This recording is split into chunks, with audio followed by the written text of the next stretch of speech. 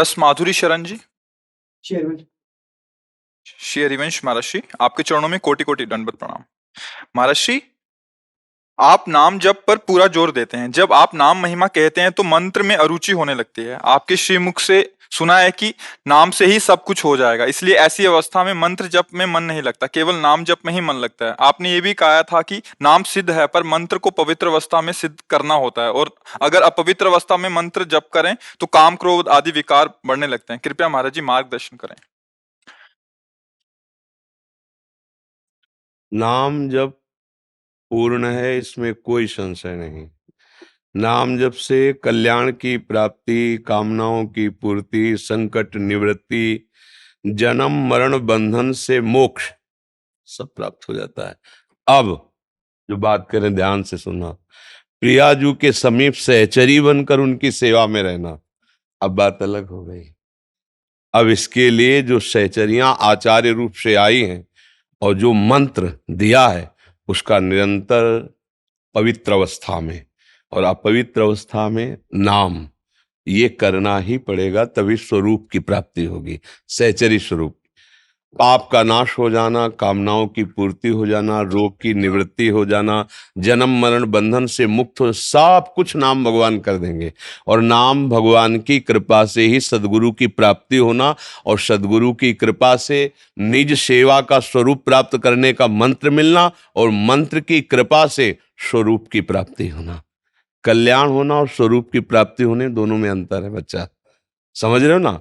हाँ, तो हर समय नाम जप करो, पर कुछ समय निकाल करके मंत्राकार वृत्ति करो, मंत्र में मन को लगाओ। अपनी बुद्धि के अनुसार परमार्थ में नहीं चला जाता, समझ रहे हो? अब जैसे हम किसी से कह दें आप आओ वृंदावन धाम वास करो, आपका सब काम बन जाएगा। अब इसके बाद कहेंगे क्या होगा तेरे वृंदावन वास मात्र से? यदि एक भी क्षण प्रिया प्रीतम के चिंतन से गया तो तेरा क्या होगा? तो कह दे आप कल कह रहे थे कि वृंदावन वास, तो वृंदावन आओ और सब काम हो जाएगा। इसके बीच की जो यात्रा है वो अब हम तुम्हें पढ़ाएंगे, अब हमें समझाएंगे, उसको लेके मत बैठ जाओ। आप शुरुआत किए, अब आगे का मार्ग प्रशस्त होगा।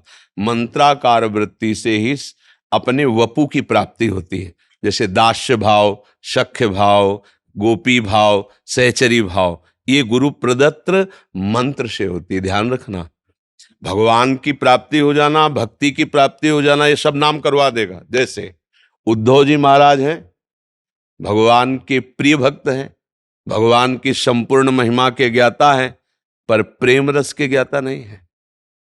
प्रेम रस का ज्ञान प्राप्त करने के लिए गोपियों की शरण में आए, भगवान से प्रीत, और जब ब्रजरज में गोपियों की वो प्रेम दशा देखी, गोपियों का वो महामहिम स्वरूप देखा, तब उन्होंने कहा अभी तो हम कोरे के कोरे हैं, हम अपने को ज्ञानी समझते थे, लेकिन आज पता चला कि भगवान का प्रेम स्वरूप क्या है।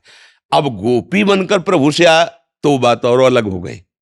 अभी गोपी के प्रेम देख करके उद्धव को लगा कि मेरा भजन, मेरा साधन, मेरी भगवत प्राप्ति इनके आगे क्या है। इनके आंसुओं में जो अमृत बरस रहा है वो मेरे अंदर, मेरा तो हृदय शुष्क है। और गोपी भाव, जिसके लिए ज्ञान शिरोमणि भगवान शिव ने गोपीश्वर होकर के रास में प्रवेश किया, फिर ये सहचरी भाव। तो इसलिए अल्पज्ञता का त्याग करके गुरु वचनों पर दृढ़ विश्वास करके हमें आगे बढ़ना है। जो हम सत्संग में बोलते हैं सार्वभौम सिद्धांत, वो है संकट निवृत्ति, दोष निवृत्ति, पाप निवृत्ति, भगवत प्राप्ति, कल्याण, आवागमन से मुक्ति, सब सामर्थ्य नाम में विराजमान है। और नाम की ही कृपा से सदगुरु की प्राप्ति, सदगुरु की कृपा से मंत्र प्राप्ति, मंत्र की कृपा से स्वरूप भाव की प्राप्ति। समझ रहे ना? हाँ, इसलिए उसमें संशय नहीं करना चाहिए, गुरुजनों के वाक्यों के भाव को समझना चाहिए। समझ पा रहे हो? अब अपनी रुचि लगावे तो फिर डॉक्टर की दवा का महत्व क्या रह गया कि हमको तो टेबलेट पसंद नहीं, कोई पेय पदार्थ हो तो दे दो। हमको पेय पदार्थ पसंद नहीं, कोई एक इंजेक्शन भर लगा दो तुम्हारी रुचि से। उसको जरूरत है, इंजेक्शन भी लगाएगा, पेय भी देगा, खाद्य भी देगा, परहेज बताएगा। संपूर्ण रोग की निवृत्ति के लिए वो जो जो कहेगा हमें मानना पड़ेगा। तो भव रोग निवृत्ति का अचूक उपाय सदगुरु रूपी वैद्य के पास है। सदगुरु वैद्य बचन विश्वासा, संयम यह न विषय के आशा। उसमें अपनी बुद्धि। हम डॉक्टर को समझाएंगे क्या कि ये वाला चूरन ये दो, हमें ये पसंद है। वो तो जो दे रहा है आंख मूंद के विश्वास करके हम उसके कथनानुसार चल देते हैं। ऐसे ही श्रद्धा और विश्वास की पूर्ण दृढ़ता गुरुदेव के वचनों में, तो भगवत प्राप्ति, भगवत प्रेम स्वरूप प्राप्ति सबसे है। और याभ्याम विना न पश्यन्ति सिद्धा स्वांता स्तमीश्वरम।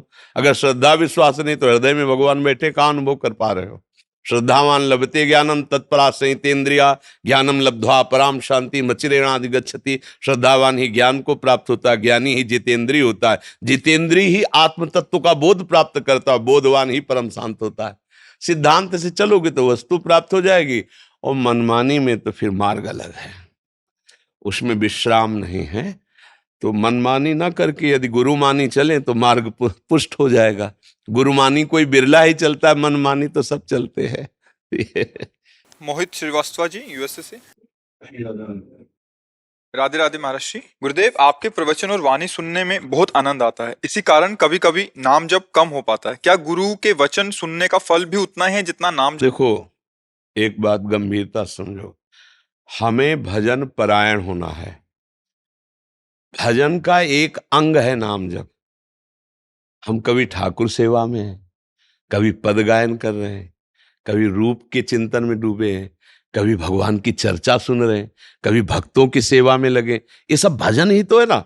उसको ऐसा नहीं देखना कि हम भक्त सेवा में लगे तो हमारा भजन छूट रहा है, श्री जी की सेवा में लगे तो हमारा भजन छूट रहा है, वाणी पाठ कर रहे हैं तो हमारा भजन छूट रहा है। एक ही बात है, नाम वाणी जहां श्याम श्यामा तहाँ, एक ही बात है ना।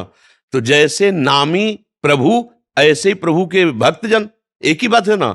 जैसे प्रभु का ध्यान वैसे प्रभु की सेवा, वैसे प्रभु का चिंतन, वैसे प्रभु का लीला ज्ञान, वैसे प्रभु का लीला श्रवण, सब एक ही बात है।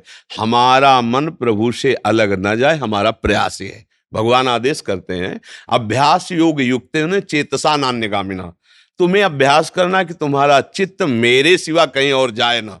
बस हमारी साधना यही है कि हम कभी गा करके, कभी रो करके, कभी जप के द्वारा, कभी प्रार्थना के द्वारा, कभी कथा सुन के, कभी कथा गा के, कभी भक्त सेवा, कभी भगवंत से, हम अपने मन को अपने प्रभु में लगा रहे हैं। प्रभु में मन लगना ही भजन है। माला जपना भजन का एक अंग है, सर्वांग नहीं।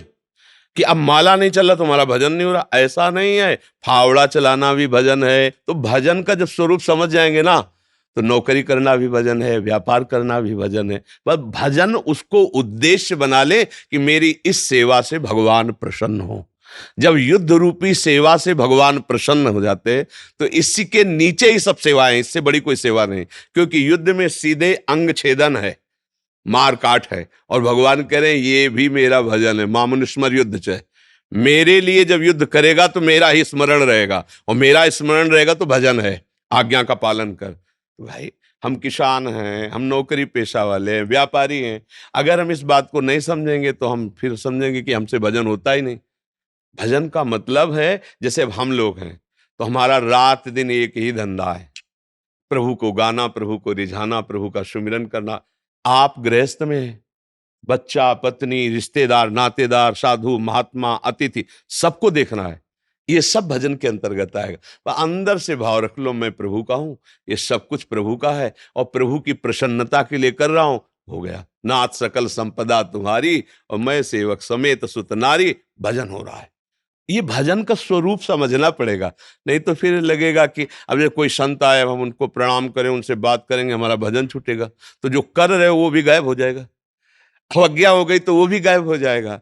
हमारे यहाँ ये आदेश है आचार्यों का कि जैसे श्री जी की सेवा हम कर रहे हैं, और इतने में कोई संत आ गया श्री जी का लाडला, तो हमें श्री जी को विराजमान कर देना है। पहले उठ के उनको प्रणाम करो, उनका आदर करो, और उनकी आज्ञा लो, फिर सेवा में बैठो। प्रभु से अधिक यदि प्रभु के भक्तों का आदर किया तो इस माया पर विजय प्राप्त कर लोगे। भक्त चरण धरि भाव, तरत भव सिंधु आगा। ये संपूर्ण भजन है। समझ पाए आप?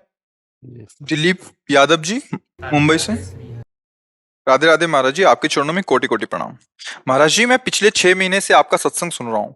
मैं राधा नाम जपना चाहता हूँ, पर व्यापार के कारण शारीरिक शुद्धता के नियमों का पालन नहीं कर। नहीं, राधा नाम में शुद्धता की बात तो कोई हमने कही नहीं।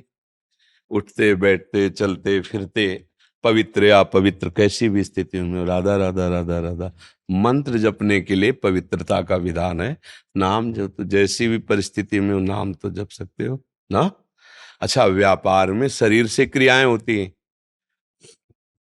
हम वाणी से ज्यादा क्रियाएं नहीं करते, ज्यादा क्रियाएं शरीर से होती। कोई भी व्यापार, मान लो ग्राहक ही है तो कुछ बातें हो गई, इसके बाद क्रियाएं होती हैं। तो जब बातें कह रहे हैं तो चलो बोल रहे हैं, अभ्यास नहीं तो कोई बात नहीं।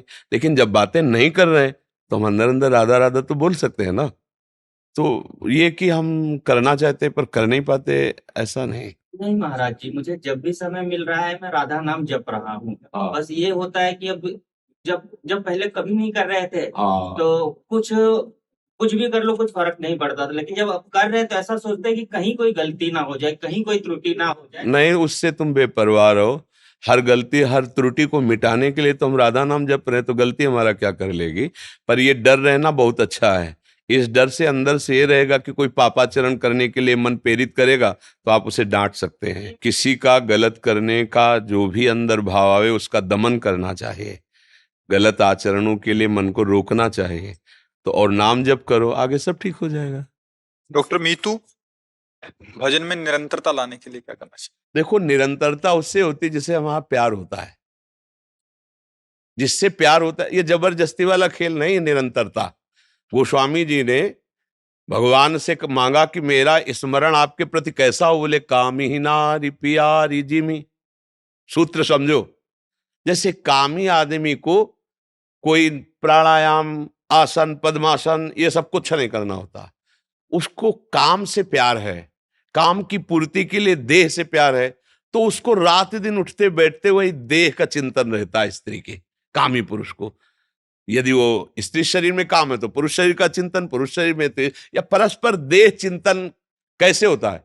कोई प्रयास नहीं करता, स्वाभाविक होता है, निरंतर होता है। क्यों होता है? क्योंकि उसको उससे प्यार है, वो उसमें सुख बुद्धि किए हुए है। अपना बुद्धि, अपनापन, सुख बुद्धि, प्रीति, बस अखंड चिंतन चालू। तो बोले काम ही नारी प्यारी जिम और लोभी जिम प्रिय दाम।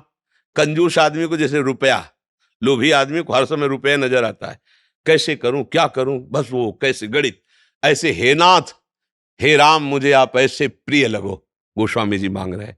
जिस दिन तुम्हें भगवान से अपनापन हो जाएगा, भजन करना फिर थोड़ी पड़ता है। जैसे दिल धड़क रहा है तो हम धड़का रहे हैं क्या? श्वास ले रहे हैं, श्वास प्रश्वास आ जा रही, पलकें उठ गिर रही, ऐसे ही भजन होता है। कहीं अहंकार नहीं रहता कि मैं भजन कर रहा हूं, और हृदय में स्वाभाविक नाम स्मरण हो रहा है, मंत्र स्मरण हो रहा है, प्रभु की रूप, प्रभु की लीला चिंतन हो रही।